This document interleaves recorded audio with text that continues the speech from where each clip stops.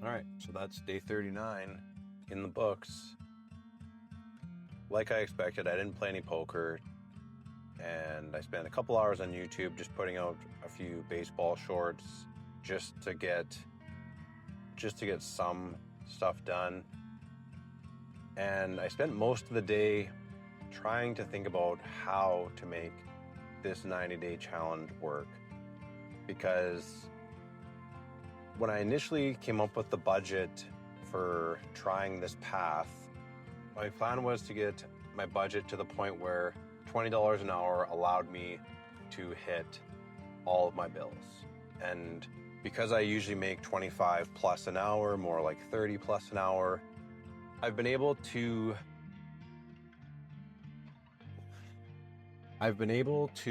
pay all my bills on top of paying down a bunch of my credit card debt. What I wasn't anticipating was unforeseen expenses being as high as they were. I didn't think that I would have a $1,500 starter repair needed. But more than just the starter repair, it's the fact that I've had these kinds of expenses happening just so often over the past couple of years. I actually had to fix my starter 2 years ago, which is kind of a disappointment. And it was only $700 last time. I've had to replace the battery, I've had to replace the tires, I had to replace the transmission belt, I had to replace the back window. Just on van repairs alone, we're talking thousands of dollars. And they're not the kind of expenses that you can just put off. For example, the transmission belt was, I think, a couple $1,000s. Plus, I was lucky enough that a place could do it in 2 days. It took a day and a half for them to fix it, but that was 2 days that I had to stay in hotels in Nanaimo, and the cheapest hotel in town was like $130 a night in the off season. So it was a $2,300 expense. On the surface, it feels like van living should keep my costs all the way down. And because my van is at 399,000 kilometers, I'm pretty much in that window where repairs are just gonna kind of keep happening. And I can feel things like the shocks and the struts needing work. Last June, I got a mechanical inspection, and the guy listed probably a dozen things that are going to need to get replaced over the next while, that are going to eventually break. And it was something like $5,000 worth of repairs. Now, 13 months later, I've only maybe repaired 2 or 3 of those things, and the starter wasn't even on the list. But at the time, I was thinking about going to Montreal, and I asked him, I said, if you were leaving the province, what would you fix on this vehicle? And he said, I would rent a different vehicle, which just goes to show you, like, the risk of driving an older vehicle is so much higher than if I had a 2018 van, right? Rather than a 2006. And so much of my success in this 90-day challenge isn't just the YouTube channels growing in size and starting to hopefully make money. It's the variables of just day-to-day life, whether that's van repairs, whether that's day-to-day items breaking, whether it's struggling to get hours because I'm burned out and I take a day or 2 off, or like recently where I think I got sick because I've been overworking myself, and it's the 4th day of being sick, and I'm not really seeing other people around the city coughing or sneezing or anything, so I don't think it's a seasonal cold. It's the middle of July. And so most of what I did yesterday was just trying to think about how I can optimize this path the best. I think in terms of earning power, in terms of offense, earning power, I can try and play more poker hours. And in terms of defense, I don't really have much I can cut off for costs, short of doing something extreme like buying a bag of rice, buying oats or something, and just eating very bland, high-calorie meals to save maybe $300 a month, I guess. I don't know. And it feels like even if I increase my poker hours, even if I can find a way to cut my costs down to the bone, that whole plan is still going to be really susceptible to van repairs. It's going to be really susceptible to any kind of expenses coming out of the woodwork. It's going to be very susceptible to a poker site deciding they don't want to have their poker offerings in Canada anymore, which has happened now 3 times in 3 years. So most of my day yesterday, I was trying to think of what I can do about that. The stress, eventually I just ended up buying a bunch of junk food and kind of binge eating like a bunch of chocolate bars, which I haven't done in a long time, but it's definitely been a coping mechanism of mine at times.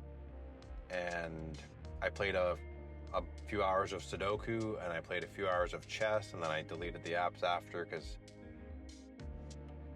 these days I really only do those kind of things when I'm stressed, and it's kind of a way of self-soothing.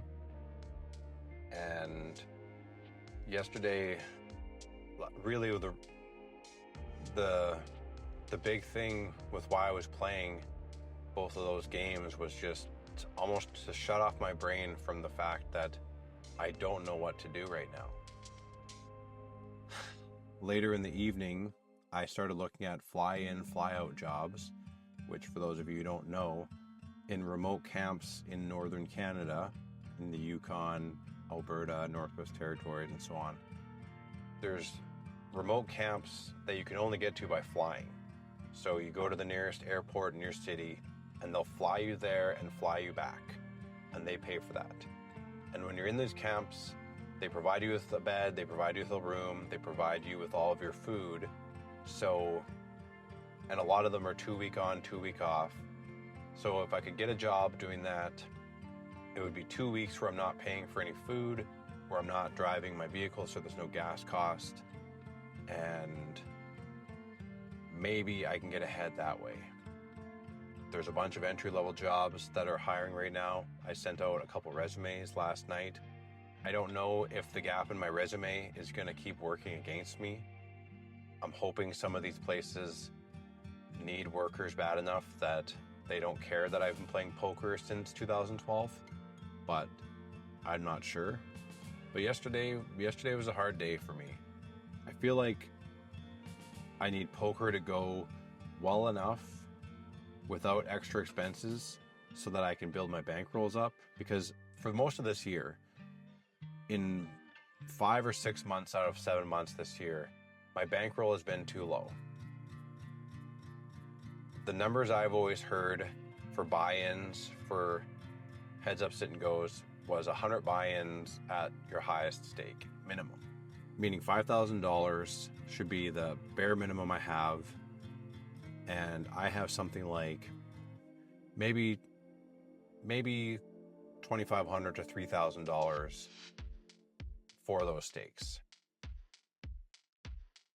And what keeps happening is, like, when I had that $1,500 starter repair, I took that off of my poker accounts, and instead of being able to play $50 games, I had to drop those down and play as high as $30, which reduces the buffer that I have in terms of paying my bills down. And it just feels like this vicious cycle where anytime these expenses happen, especially because without a starter, this van is basically just a lump of metal, and it was in a parking lot that you're not allowed to park in overnight, so I couldn't even just leave it there overnight. Every expense on your vehicle ends up being an emergency expense because it has to get fixed. I consider myself a pretty analytical guy, and I was crunching the numbers yesterday, and between the amount of money I have on my credit cards and the amount in my poker bankrolls, I feel like I have maximum 2 months of runway before I would essentially be bankrupt. And so that means I essentially need no new expenses to hit me for over that 2 months, just to hopefully keep this whole thing going. So I don't really know what I'm going to do. The camp jobs, it's not something I want to do. I'm not really interested in working in the oil field, working in terrible conditions, no matter how much money it is. I think poker could actually make more money, or to be very close. But